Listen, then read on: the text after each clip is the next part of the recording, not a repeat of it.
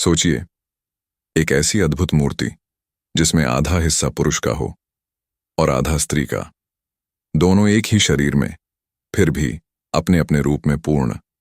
क्या यह सिर्फ कला का कमाल है या इसमें छुपा है पूरे ब्रह्मांड का रहस्य? आज हम जानेंगे अर्धनारीश्वर का असली अर्थ और समझेंगे कि शिव और शक्ति अलग नहीं बल्कि एक ही क्यों है।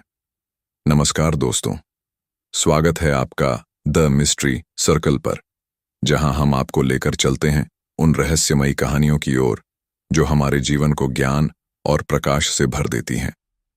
हिंदू धर्म के प्राचीन ग्रंथों में एक ऐसा दिव्य स्वरूप वर्णित है जिसकी गहराई को समझने में शायद पूरी जिंदगी लग जाए। इस रूप को कहा जाता है अर्धनारीश्वर, अर्थात आधा नारी आधा ईश्वर, एक ही देह में भगवान शिव और मां पार्वती का संगम। लेकिन सवाल ये है, महादेव जो कैलाश के स्वामी हैं, जिनके आगे देवता भी शीश झुकाते हैं, और मां पार्वती जो जगत जननी है, सृष्टि की शक्ति है, तो फिर दोनों का एक ही शरीर क्यों? क्या यह केवल एक मूर्ति बनाने की कला है या इसमें छिपा है सृष्टि का मूल मंत्र?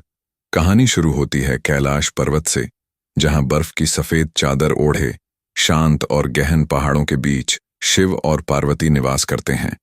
एक दिन मां पार्वती ने शिवजी से कहा, प्रभु, आप सदा तपस्या में लीन रहते हैं, मैं आपकी अर्धांगिनी हूं, फिर भी कभी कभी लगता है कि आप मुझे अपने बराबर का स्थान नहीं देते। क्या मैं आपसे अलग हूं?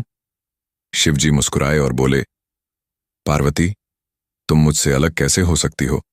तुम शक्ति हो, मैं शिव हूं। बिना तुम्हारे मैं निष्क्रिय हूं और बिना मेरे तुम निराकार।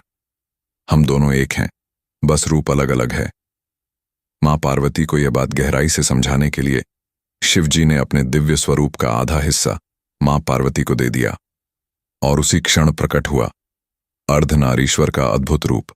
शिवजी का भाग शांत, स्थिर और वैराग्य का प्रतीक, मां पार्वती का भाग ऊर्जा, रंग और सृजन का प्रतीक।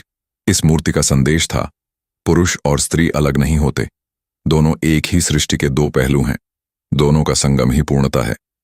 अर्धनारीश्वर हमें सिखाता है कि शिव का अर्थ है पुरुष तत्व जो स्थिर और निष्क्रिय है, शक्ति का अर्थ है प्रकृति जो गति, ऊर्जा और सृजन है। ऊर्जा हो लेकिन दिशा ना हो तो वह भटक सकती है, दिशा हो लेकिन ऊर्जा ना हो तो वह केवल एक खोखला ढांचा रह जाएगा। शिव और शक्ति का मिलन यही सिखाता है, ऊर्जा और ज्ञान दोनों का संगम ही सृष्टि को चलाता है। इस रूप का एक और गहरा अर्थ है, हम सबके भीतर पुरुष और स्त्री दोनों तत्व मौजूद हैं। तभी हम अपने जीवन में पूर्णता ला सकते हैं जब हम इन दोनों पहलुओं को समझें, स्वीकारें और संतुलित करें। समाज के लिए भी इसका संदेश साफ है, स्त्री और पुरुष एक दूसरे पर आश्रित और समान हैं। किसी एक की उपेक्षा से जीवन अधूरा हो जाता है। अर्धनारीश्वर की मूर्ति स्वयं एक कहानी कहती है। दाहिना भाग शिव का, जिसमें जटाएं, त्रिशूल, सर्प और साधु भाव। बायां भाग पार्वती का, जिसमें आभूषण, साड़ी, मेहंदी और कोमलता। अलग अलग अलंकरण और वस्त्र हमें द्वैत का एहसास कराते हैं, लेकिन एक ही रीढ़, एक ही हृदय, एक ही श्वास हमें एकता का अनुभव कराते हैं। आज की भाग दौड़ भरी जिंदगी में हम अक्सर अपने भीतर असंतुलन महसूस करते हैं। कभी काम में डूबकर रचनात्मकता खो देते हैं, तो कभी भावनाओं में बहकर व्यावहारिकता भूल जाते हैं। अर्धनारीश्वर हमें याद दिलाता है, जीवन तभी सुंदर है जब तर्क और कल्पना, कर्म और करुणा दोनों साथ हों।